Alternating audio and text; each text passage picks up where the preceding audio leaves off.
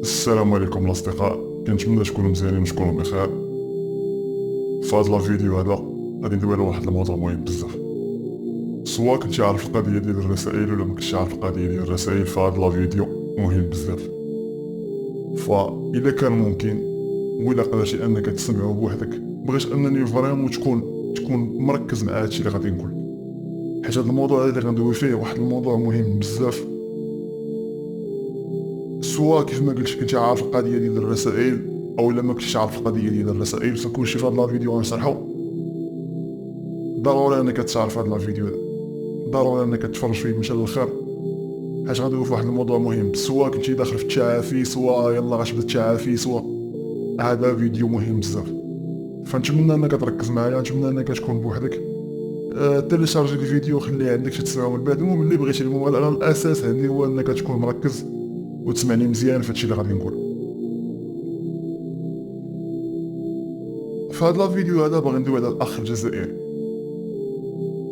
الاخ الجزائري هو الانسان اللي بسبب ديالو عرفش هاد المعلومات هادو. تقريبا النسبه ديال 80 حتى 90% ديال المعلومات اللي عرفت اليوم. بغيت ندوي على الاخ الجزائري، وبغيت نوضح بزاف ديال المعلومات وبزاف ديال الحوايج باش من مور ما تعاود تقرا الرسائل من مور ما غنقول لك كيفاش القضيه ديال الرسائل تعرف تعطي القيمه فريمون لهذوك الرسائل وتفهم القيمه ديالو. غنبدا اول حاجه، غنبدا بالاخ الجزائري. الاخ الجزائري عرفتو انايا في 2019. هو صراحه عرفتو انا قبل، مي القصه ديالو غنتحاور معاه وغندير كونفرساسيون انا وياه غتكون في 2019. ولكن قبل كان ديجا كنحط واحد القصه ديالو، اياماش كان تيعاني، واياماش انه اكتشف ان داك الشيء راه هو المسبب القذاره. ملي كنقول الكلمه ديال القذاره يعني كنقصد الاستمناء والافلام الاباحه. فالمهم القصه ديالو كان بارطاجاها في ستار تايمز، المنتدى ديال ستار تايمز. المهم الرابط راه غتلقاه في الوصف. المهم تسالي لا فيديو تقدر انك تدخل تقرا داكشي على خاطر فهاديك الوقيته بالضبط كان هو يلاه اكتشف داكشي. على ما فهمت القصه ديالو، القصه ديالو كان انه بدا هادشي في البدايه ديال الالفينات، يعني في البدايه ديال الالفينات كنظن في 2001 2002 بحال هكا. على حساب كيش نقولوا دوك المعلومات، جمع دوك المعلومات وخديت واحد الفكره كامل. ولكن انا متاكد انه 100% انه من الجيل ديال الالفينات اللي بداو، يعني هو بدا قبل ما نفتش. الجيل اللي تعلم منهم انا الجيل اللي ما كناش عارفين، الجيل اللي خلصنا الثمن باش نعرفو. وانا باقي غنعاود لك الاستوار وغتركز معايا وغتفهمني مزيان في هادشي اللي كاين، باش حيت بزاف منكم مهم جدا انهم يعرفوا هادشي باش يوعاو، حيت راه بزاف ما واعيينش. يعني واخا انت عارف هاد المعلومات مازال ما مقدرش القيمه ديالهم ومازال ما واعيش بهاد القضيه. ما عليناش. اخ الجزائري كيف ما قلت انه غرق في الالفينات، بدا في بدايه الالفينات بدا داك الامر. كنظن ديك الساعه يكون بدا غير الاستمناء وقراو الصور والافلام، وكنظن السيديات ديك الساعه ما عرفتش بالضبط الصور كيفاش دايره، مي اللي عرفت انه بدا في ديك البيريود، بدا باقي بدا صغير، بدا تقريبا على 11 عام.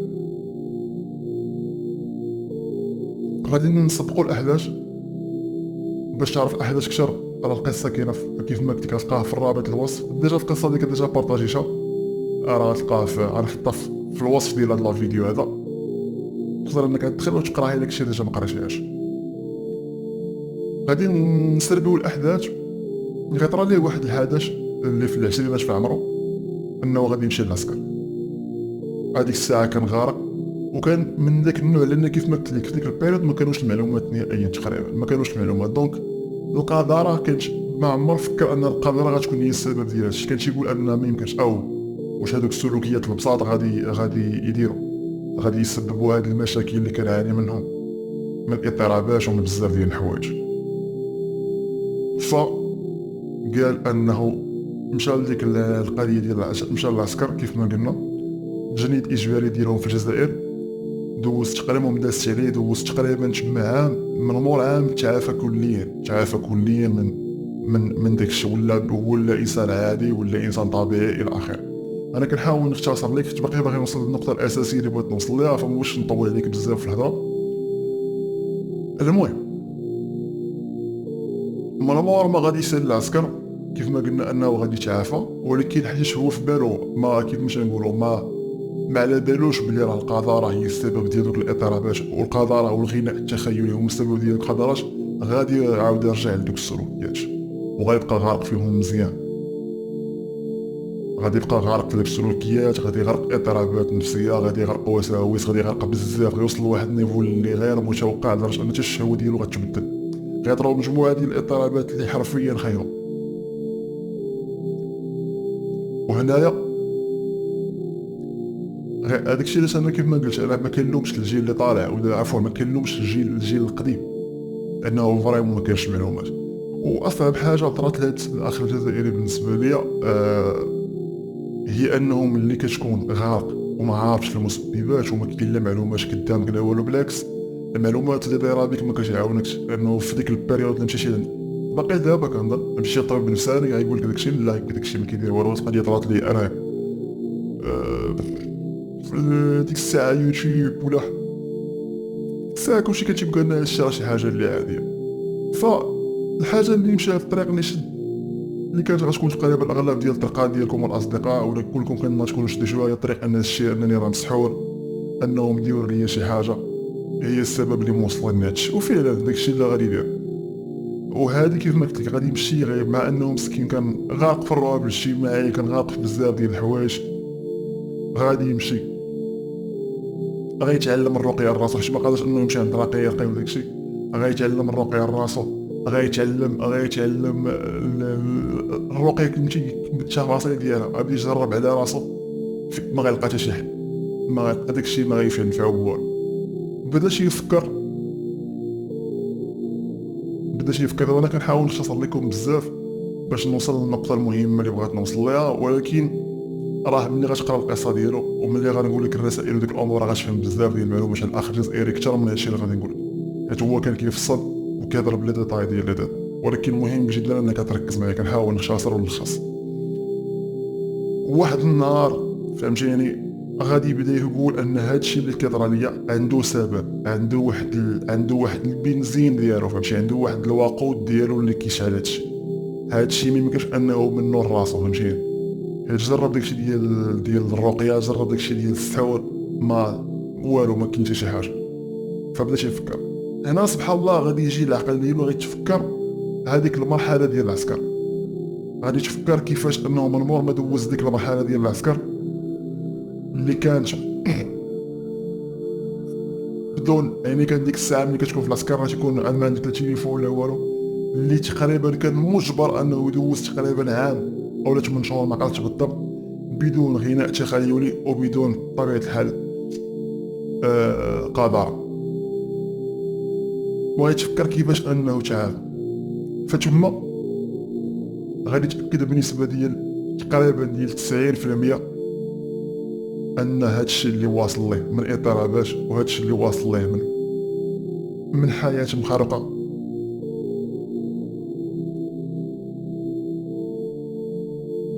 سببها القذاره والغناء التخيلي. واللي ما عارف شنو هو الغناء التخيلي غتهبط في الوصف غتلقى واحد البلاي ليست كتشرح شنو هو الغناء التخيلي، غادي يلقى غيكتشف بعد سنوات. دابا انا نلخص ليك بزاف انه انا فاهم المعالج ديال السيد هذا. المهم انا تندوز للنقطه الاساسيه اللي بغيت نهضر عليها باش نغلق ديال الرسائل باش ما نطولش عليك بزاف صديقي العزيز. تما غيكتشف بنسبه ديال 90% ان هادشي هو السبب، وملي غيدخل لجوجل وبدا يقرا الرسائل اللي كانوا كيبارطاجيو الناس، يعني ديال خويا انا كنعاني من كذا كذا كذا، واش السبب ديال هادشي واش هو هذا، تما غيكتشف غيقتنع بنسبه ديال 100% باللي هادشي اللي غارق فيه السبب ديالو هو القذاره والغناء التخيلي.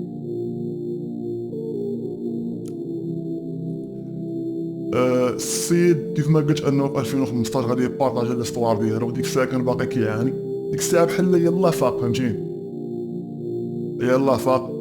غادي تدوز من هذيك الوقت تقريبا حتى 2018 كلها غتعامر تكون انتكاسات انه فريمون داز من اعراض انسحابيه اللي صعيبه بزاف،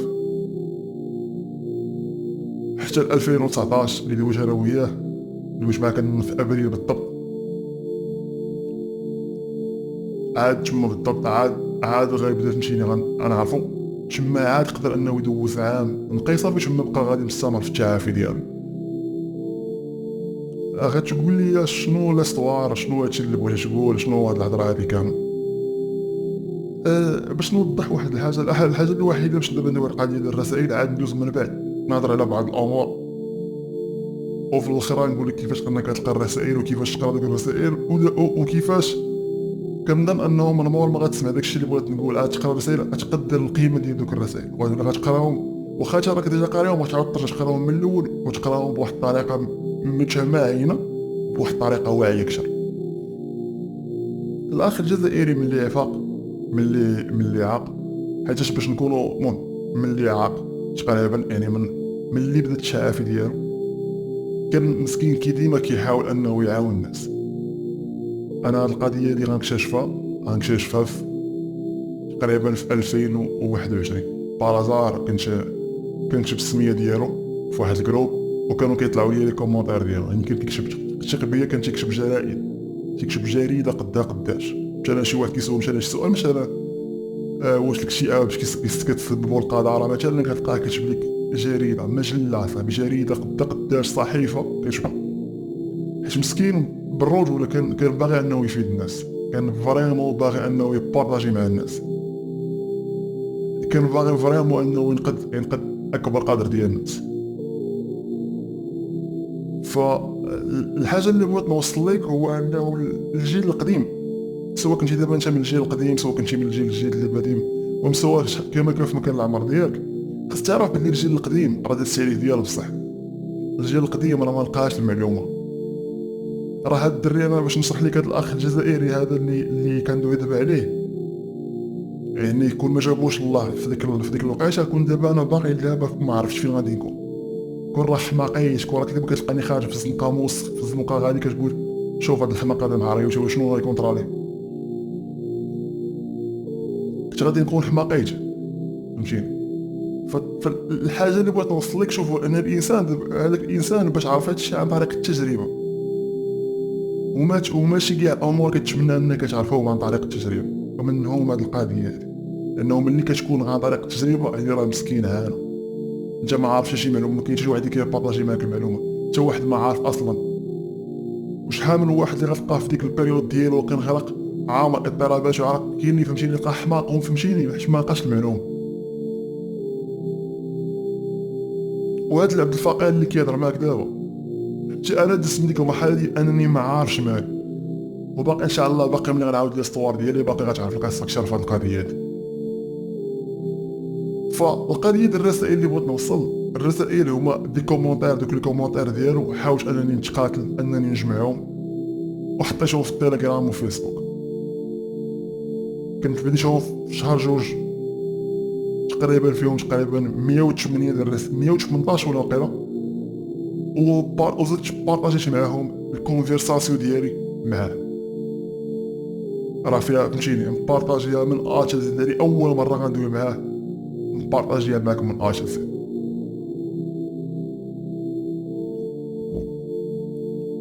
فالحاجه اللي بغيت نوصل، المهم راه كلشي غتلقاه في الديسكريبشن، هو انه المهم نتمنى انه الا بغيتي تبدا الرسائل بطريقه مزيانه، بغيتي تقراهم في فيسبوك قراهم، بغيتي تقراهم في التليجرام قراهم في التليجرام. انا كنصح في التليجرام لانه ما يكون داكشي مرتب، قرا من الرساله الاولى وانت غادي غتعرف بزاف ديال المعلومات، معلومات اللي يقدروا يجوك انه خونا شي بالغ، معلومات اللي يقدروا يجوك هما هادوك ولكن انا غنبقى نعاود نقولها ديما فهمتيني، يقدروا يجوك معلومات انه شي بالغ، يقدر يجوك اي حاجه، ولكن غيقراهم. غتقول لي علاش غيقراهم؟ حيت انا واحد البيريود كان خونا حيت القصه ديالو كانت جاتني القصه ديالو طويله بزاف في البدايه، وقال في شي 2016 ملي شفت لقات لي لقات الرساله، دخلت قلت فاش طويل بزاف خونا كيهضر بزاف صافي حيدت، بس وقال عامين صحى عليا، عاود دخلت وقريت الرساله بشأني، علاش انا لقيت ان ان حياتي كتدمر اكثر واكثر، فقلت ريح وقريت، وتما غنعرف الغناء التخيلي، تما غنفهم ان الغناء التخيلي اللي كنعاني منه سببه القدر. اول ما غنكتشف الغناء التخيلي اللي غنكتشفو منه هو في ديك القصه ديال عاد ملي غندوي معاه. فالحاجه اللي بغيت نوصل للناس اللي كيسمعوني دابا حاليا، الا كنتي من الجيل القديم، الا كنتي تا من الجيل القديم اللي ما كنتيش عارف، فبلا ما تلوم راسك فهمتيني، حاول انك تنقذ ما يمكن انقاذه دابا. حيت داك اللوم على راسك على الشباب على العشرينات اللي ضاعوا مثلا، ولا على السنوات اللي ضاعوا، ما غيفيدوك بحتى شي حاجه. حيت فريمون عندك، مابغيتش نقولوا عذر، ولكن بصح كيتسمى سبب. عندك سبب انك ما كنتيش عارف، ولكن دابا وليتي عارف، خاصك تحمل المسؤوليه ديال انك تغير، باش هذاك البلان ما كيبقاش عذر، كيولي سبب بصح. وبالنسبه للجيل اللي طالع، او الجيل اللي دابا في العشرينات ديالهم وداك الشيء، في بدايات العشرينات وداك الشيء، فانتوما عندكم واحد المهم عندكم واحد الزهر كبير، انه فريمون كيف ما القضاء راك تراش وطلعاش في النيفو، ولكن في نفس الوقت بفضل الله عز وجل ان داك الشيء انه مبارطاجي عندكم الحقيقه قدامكم محطوطه. وهذه واحد النقطه اللي مهمه بزاف، انه الحقيقه مبارطاجيه معاكم، انك دابا وليتي عارف انه مبقاش غنوفاط، مبقاش هادشي مستور.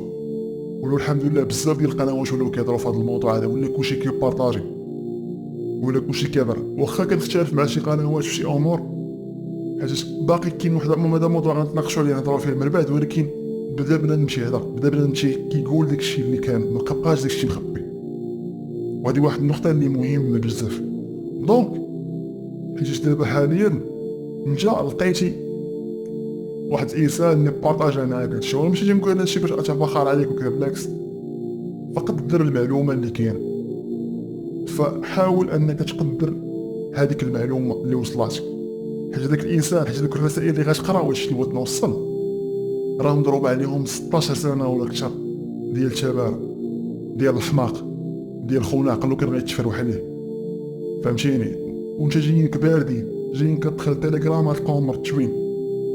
وكاين واحد اللاعب الفقير اللي كان تيقلب النهار والليل باش انه يجمع دوك الرسائل ويقادهم ويرتبهم. وهادشي ماشي نقولش لك انا باش نفتخر ولا باش نفخ عليك ولا كذا، بالعكس، ولكن باش تقدر القيمه. لانه لوبجيكتيف اللي خلاني انني نتقاد نجمع دوك الرسائل هو ان داك لوبجيكتيف ديال داك الاخ الجزائري مسكين، انه كان باغي ينقذ بنادم. كنت تمنيت انه يكون دار هو قناه، كان يكون هو منوفا بالدارجه، ولكن ما عرفتش، ربما هو مبغاش انه يدير. ولكن فحاول انني نجمع الماكسيمو ديال المعلومات من داك السيد، لانه فريمون المعلومات ديالو معلومات مهمه بزاف. فانت عندك واجدين دابا في التليجرام، تدخل التليجرام فيسبوك، عندك واجدين مقادين مرتبين متول داك الشيء على حقه وطريقه من اجل. فبليز قرا داك الشيء وعطيه القيمه ديالو، قرا داك الشيء وفهم، قرا داك الشيء وبارطاجيه. ماشي المهم تقدر انك ماشي ضروري انك تبارطاجي بلوفا، لا، تقدر انك تكوبي وشكوري بحال انت اللي مقاد، ما كاينش المشكل. ما عنديش انا المشكل فهادشي ديال، فهمتيني، ديال نوفاب ولا ماشي ديال نوفاب. لوبجيكتيف هو واحد اخر يعرف، لوبجيكتيف هو واحد اخر يجي يعجب يفهم داك الشيء. حيت دوك المعلومات فريمون خاصهم يتبارطاجاو. كاين اللي غيضحك على داك الشيء ما تيهمنيش، غير بنادم يقرا داك الشيء، لانه في الاول غيضحك. حيت هاد الشيء اللي غنعاود نقولها 500 مليون مره، هذا الموضوع غيقيسك، فهمتيني؟ ماشي موضوع اللي ما ماشي ملموس. يعني مثلا ماشي موضوع اللي غنبدا نقول لك مثلا الارض كرويه غتقول لي انت مسطحه، غنبقى نضحك عليك وتبقى تضحك عليا ولا شي حاجه بحال هكا. اولا غنبقى نقول لك الارض مسطحه تقول لي كرويه وتبقى تضحك عليا. كانت الارض كرويه ولا مسطحه ولا مربعه، راه داركم غتبقى داركم، حياتك غتبقى هي حياتك. ولكن هاد الشيء تقدر تضحك اليوم بشاخ ولا كيزيد فيه بلا بلا بلا بلا بلا، واحد العام 4 سنين 5 سنين قادم داكشي بدا كيتخرق. السيستم ديال حياتك مابقاش كيف ما هو هذاك. العلاقه مشيتي تزوجتي لقيتي ان البلان ديالكم ماشي هو هذاك، عاد غتعرف القيمه ديالك. هادشي اش تنقول ديما، تنقول القضيه هذه باش ما طراليكش داك البلان ديال انك ما تكونش عارف مالك. حيت شحال من واحد ما كانش مسكين عارف مالو غرق في الدوايات، شخصو شي طبيب نفسي بطريقه اللي غاضه دمر ليه حياته كشر. فكنحاولوا اننا نبارطاجيو. عجبتني واحد القضيه ديال واحد الصديق انه دارهم بالفويس ديالو اللي مشوف هادوك الرسائل اللي بالنسبه ليا، فهمتيني، ديرهم بطريقتك. قدرتي انك ديرهم بالفويس اوفر وديرهم بشي قناه اخرى، مرحبا طحن، فهمتيني، قضيها غير اللهم يسر طحن، فهمتيني. ولكن اهم اساس بالنسبه ليا هو انك تقراهم، انك فريمون انك تقرا ديك الرسائل، بارطاجيهم مع الناس ديالك، وفريمون اعطيهم واحد القيمه اكثر، وتوكل على الله وبدا في الرحله ديال التعافي ديالك.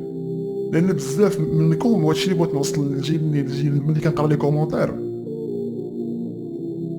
بزاف من الجيل اللي طالع، الجيل اللي كدوي على الجيل اللي طالع، يعني من 16 عام حتى نقدروا نقولوا حتى 25.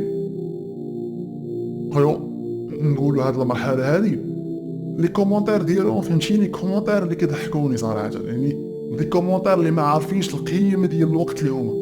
خويا واش غادي تحيد لي الرهاب الاجتماعي باش نطيح الدريات؟ خويا واش غتبقى تجي خويا يشوفوا فيا الدريات وين عجبهم؟ خويا واش هاد النوع ديال الاسئله ديال واحد الانسان اللي ما واعيش بالخطوره ديال هادشي؟ الا كانوا هادو هما الاهداف ديال كذا ما عمرك ما غتقطع.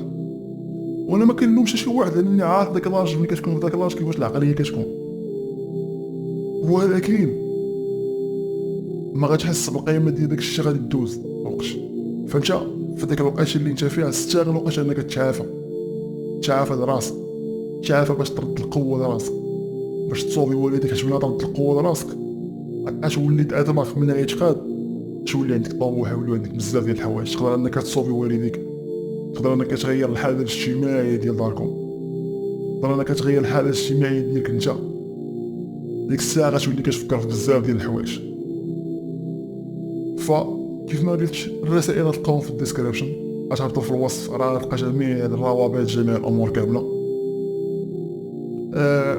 هادشي اللي بغيت نوصل. وملي غتقراو المسائل راه غادي تعرف الجزائري شنو داز عليه شنو داز منه. كاين حتى قصه راه غتلقاها في الوصف حتى هي ديك اللي كنهضر عليها هو. يعني هادوك المعلومات ملي غتقرا عرف بلي راه 16 عام ديال التماره كتقراها انت عندك. مابغيتش نستعمل مصطلح ديال البارده، ولكن نقول بلي كتقراها بطريقه سهله عندك واجده عندك. فحاول تقدر، لان حنا كبشر ما كنقدروش الحاجه اللي كتجي بسهوله، ما كنقدروش الحاجه اللي كتجي بسهوله. فهمتي؟ ضروري خاصنا اننا ندوز علينا عاد نكتشفوا. فنتمنى انك ما تكونش من هذا النوع هذا، لانه الاشكال اللي كاين هو انه باش ما تندمش من بعد، لانه الندم شي حاجه اللي خايبه بزاف. وباقي الامل ما تكتب نفسها شي صديقي العزيز، مهما كان لاج ديالك راه باقي الامل.